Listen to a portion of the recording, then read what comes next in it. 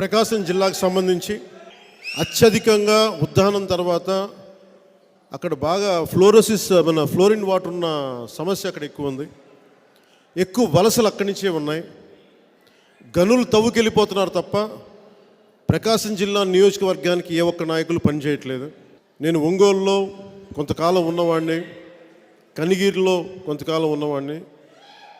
కనిగిరి నుంచి కూడా నేను ఎందుకు వెళ్ళిపోయామంటే మేము చిన్నప్పుడు అక్కడ ఫ్లోరోసిస్ ఉంటుంది, కాళ్ళు చేతులు వంకరిపోతుందని చెప్పి మా నాన్న మమ్మల్ని తీసుకెళ్ళిపోయాడు అక్కడి నుంచి.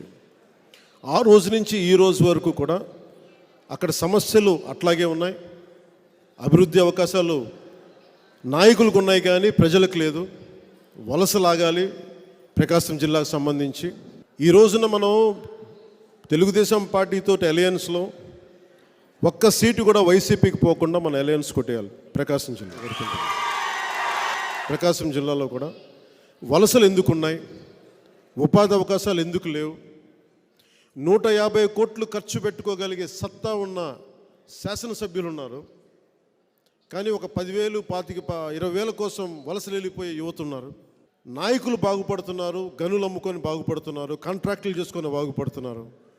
యువత నలిగిపోతూ ఉన్నారు. మహిళలకు ఎదుగుదల లేకుండా ఉంది. అటవీ సంపద ధ్వంసం అయిపోతూ ఉంది. రైతాంగం నష్టపోతూ ఉంది.